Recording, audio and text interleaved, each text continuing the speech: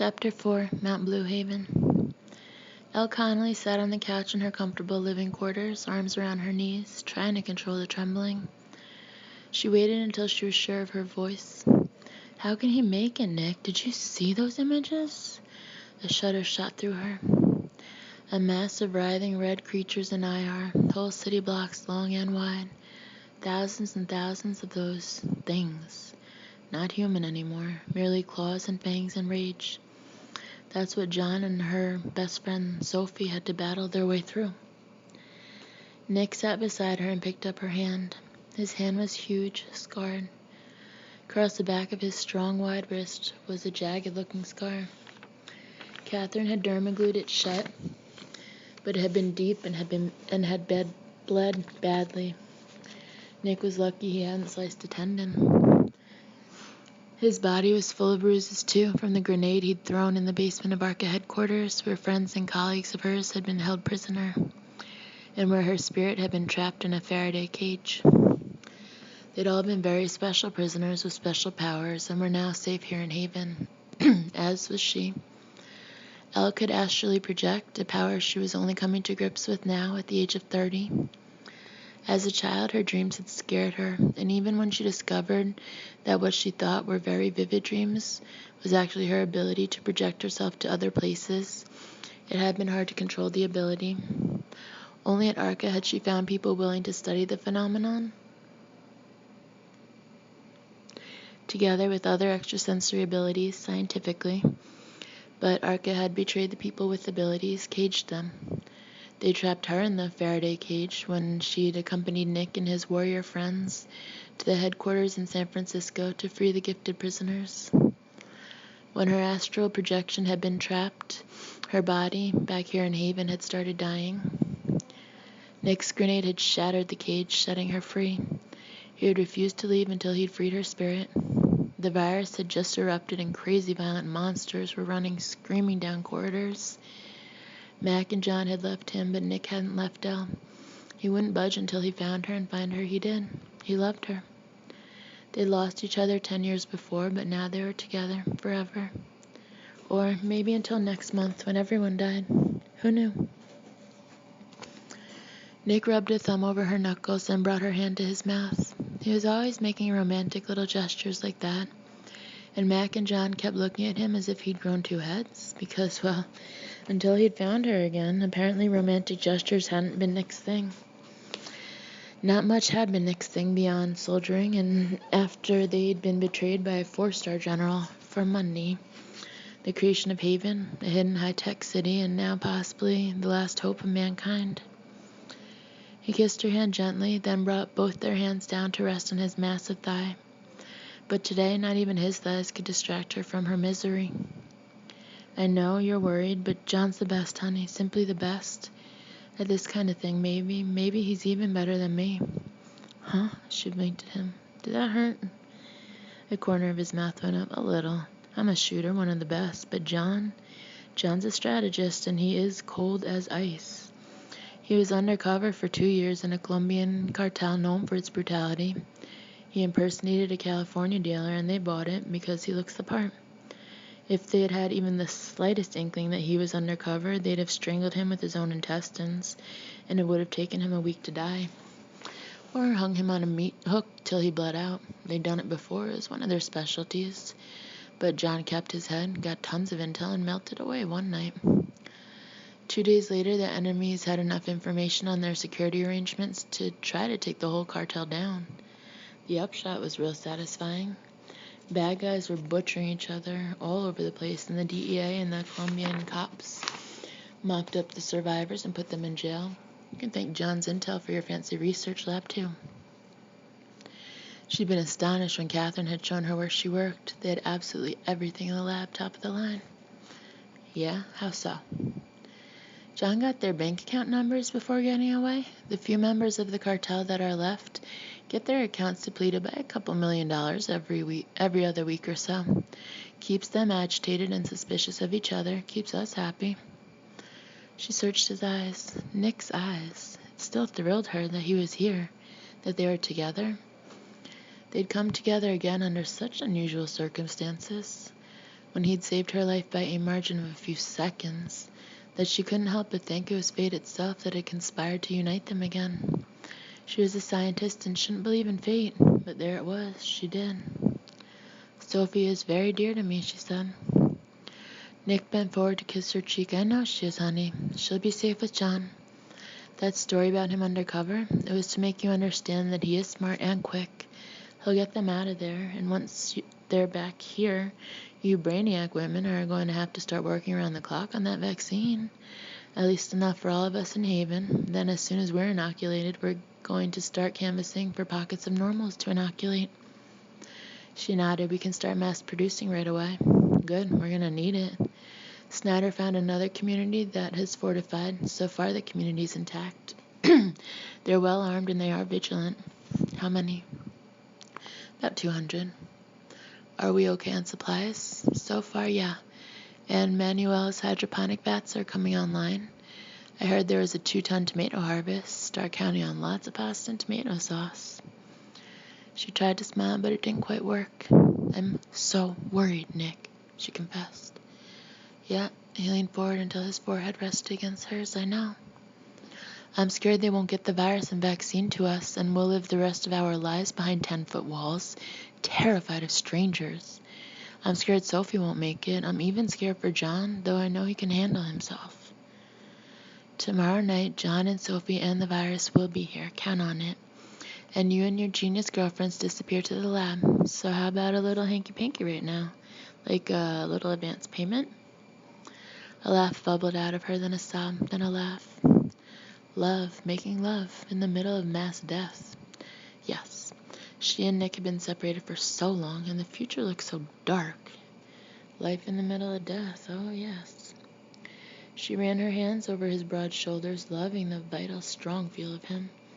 Love pulsed in him, strong and steady. She linked her hands behind his neck and pulled him to her. "Now," she whispered against his mouth. "Now, Nick, hard and fast. Make me forget all this. Make me feel alive." He kissed her, hard, deep, one big hand holding her still for his kiss as if she would pull away from him. The idea was ridiculous. She would never pull away from Nick, turn her back on him. She loved him. Nick lifted his head for just a second, the hand cupping her head, becoming a cradle. Watching her eyes, his other hand slowly unzipped her hoodie, brushing it off her shoulders. It slid softly to the couch behind her. His large warm hand brushed her back, and in a second her brow was off too. She knew he loved seeing her naked, and truth be told, she loved it too. His dark eyes grew hot, his face tightened, the skin over his cheekbones flushed. Arousal was all over his face, but instead of a big grin, the grin of a man about to have sex with a woman he desired, his face was somber. He held her tightly, so tightly her ribs protested. His face dipped to her neck suddenly, and she felt wetness on her neck. Tears? From Nick Ross? His voice was muffled against the skin of her neck, but she understood every word. "Nothing bad will happen to you as long as we're together, Elle, I promise you that. As long as I'm with you, you'll be safe." San Francisco, Beach Street. "If you want to take that shower, John, go right ahead. There seems to be plenty of water." He dipped his head. "In that case, I'd love a shower. I'll make it fast." She smiled at him. "I don't have anything that would fit you, but I have the new Fast Wash combo. Give me your clothes and they'll be washed and dried by the time you get out. Then we'll eat something and talk." Jesus, hot shower, clean clothes, food, sex. John tried to keep that last thought out of his head. He had to practically nuke it out because that's what he wanted much, much more than the shower and the food. Just dive right back into luscious Sophie Daniels, slide right into that tight warm sheath and forget about the world. Oh, yeah. Thank goodness he had a poker face. Came in real handy when undercover. John never let anything he didn't want anyone to see show in his face, so right now he plastered a pleasant polite smile on it and thanked her. A proper hostess offering comforts to a guest. She didn't know that the guest was planning on getting back inside her just as fast as he could, that the shower was to make him more acceptable to her, and the food was going to be fuel because, the way he felt right now, he was going to fuck her all through the night. This might be his last chance at sex, which is okay because, man, after having a taste of Sophie Daniels, no other woman would do. The last woman he'd fucked had been, Christ, he couldn't remember it. Maybe that lady he met at the diner in Bakersfield after spending the afternoon buying consignment of servers with fake ID. Bottle blonde, a little sad, a little too eager for sex. For an uncomfortable moment there, he'd wondered if she was a working girl because that's where he drew the line. But no, she'd been happy enough with him just buying her dinner and spending the night with him. All in all, it had been a depressing night. While fucking, he'd ended up thinking more about where to find extra computer servers for Haven than about the woman under him. He was a polite kind of guy, so he did wait for her to come before he did. Took a little effort too. He remembered thinking it was a real pity men couldn't fake it like women did, because man, he would have faked an orgasm happily, then hightailed it out of there. He remembered thinking, I'm getting too old for this. It was exactly the opposite of making love to Sophie. No thoughts had passed through his head at all. The only thing in his head had been heat and desire. She felt like hot silk in his arms. Plunging into her had been like plugging his dick into an electric socket, and the whole world had disappeared. All of it. Monster zombies? No, she said they weren't zombies. But damn, it felt like the zombie apocalypse. San Francisco on fire, the end of humanity, it all went away. All dark, terrible things replaced by silky softness, warm, fragrant flesh, and something else, something he couldn't pin down, something he couldn't describe but which he remembered perfectly. Making love to Sophie Daniels had been the most joyous experience of his life. Granted, his life wasn't exactly teeming with wonderful memories, but 34 years on this earth, and he had never felt anything like that before. Lust and heat, yes, of course, it was sex after all, but more. Joy and peace. That was crazy. Sex wasn't about peace, but that's what he had felt. It was as if light had entered his world where before there had been darkness. It was nuts, of course, probably some body chemical that was released when he landed safe and sound, right on top of beautiful, delectable Sophie Daniels. Sophie would know which chemical, and Catherine and Elle would know too. They seemed to know everything. He himself had no clue, but there had definitely been something. Something incredible, something exquisitely beautiful. When he had lifted himself up and away from her, he'd suddenly felt desolate, as if the door to a new and better world had suddenly slammed in his face, locking him out.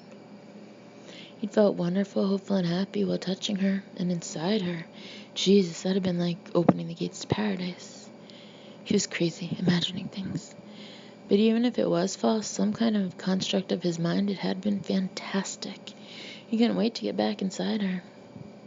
John? Sophie touched his arm, and damn, it happened again. Warmth, right where she touched him. A sense of absolute rightness in her touching him. Fuck, this was scary shit. Here, she smiled and handed him a stack of fluffy towels that smelled fresh with a hint of lavender. That was another thing. All his senses were heightened in her presence. He was a warrior. He would never have made the grade risen up through the ranks of soldiering if his senses hadn't been keen. He had perfect eyesight. His hearing was acute. He had a phenomenal sense of smell. He had smelled human body odor in the jungle and had stopped his men from walking into an ambush. But that Sophie Daniels thing made his senses even keener. He could smell everything about her. Her shampoo, the fresh smell of her clothes, something nice that he just knew was her skin. Everything about her stood out. He could see every color in her hair. She didn't dye it, and she was right not to, because it seemed every single hair was a different color that came to life whenever she came under the overhead light. Brunette, auburn, gold, they were all there. Up till that point, it was all fairly ordinary. Not ordinary for him. One woman was pretty much like another in his experience, but still, he could put all of that down to the fact that he found her extraordinarily attractive. He'd fallen for her fast and hard. Now, what was spooky was the other stuff, woo-woo stuff, that would have scared the shit out of him, except it felt so friggin' good. He could fucking hear her heartbeat. Slow and steady now, tripping fast while they're on the floor having sex. He sounded insane even to himself, but he was sure he could also hear her blood rushing through her veins. Okay, officially crazy now. He grabbed the towels, trying to make his mouth move up in a smile, because that was the polite thing to do. Never mind that he was clearly losing it. Cold, level-headed John Ryan, gone insane. I won't use up too much water, he said, and she smiled at him. Don't worry about it too much. We should be out of here by tomorrow evening, and like I said, the building's water supply is rated at a week of self-sufficiency. Oh gosh, Sophie Daniels should definitely not smile ever. It messed with his head, with his focus, his concentration. Having sex, yeah, he could sort of justify that. And the age-old male theory that getting your pipes clean made you more effective. But that smile just about wiped him out. He backed away in self-defense. "Okay," he mumbled, "thanks." Her bathroom smelled like a billion roses, and whatever other flowers smelled good. Fuck, he didn't have a clue. Did daisies smell? No idea. That was about the only other flower he'd recognize. It would have been overwhelming if it hadn't been so good.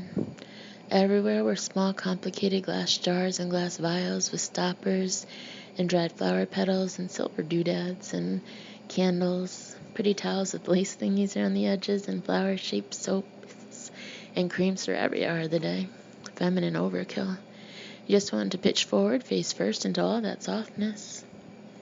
It was the kind of place where a man would lose a percentage of his testosterone for every minute he spent in here. He would have too, except for the hard-on, of course.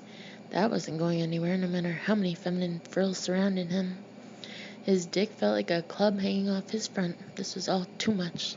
Sensory overload. He had to get himself under control. He'd jack off in the shower, that's what he'd do. Get some of his headspace back. Good old jerking off in the shower worked a charm and had since junior high. The shower fittings were pretty easy to figure out and didn't require a password to access 150 settings, as had the showers of the Cortez clan back in Colombia. Old Joaquin Cortez had spent $500,000 each on his johns, and he'd had 24 of them.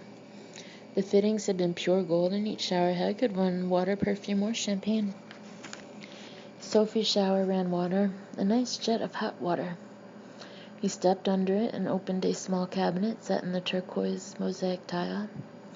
He pumped soap from the turquoise enamel dispenser and lathered up, then was nearly brought to his knees because it smelled of Sophie.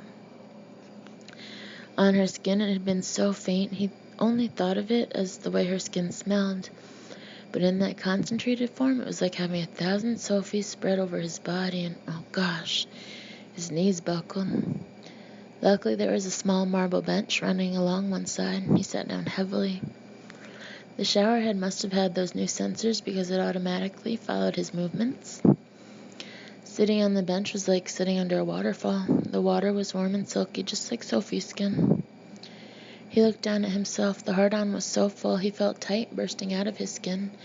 He dropped a hand down, touched himself, then lifted his hand away. His cock didn't want his hand. It wanted her, Sophie. But Sophie wasn't here, and he couldn't present himself to her like this, like some teenage boy who couldn't control his hormones.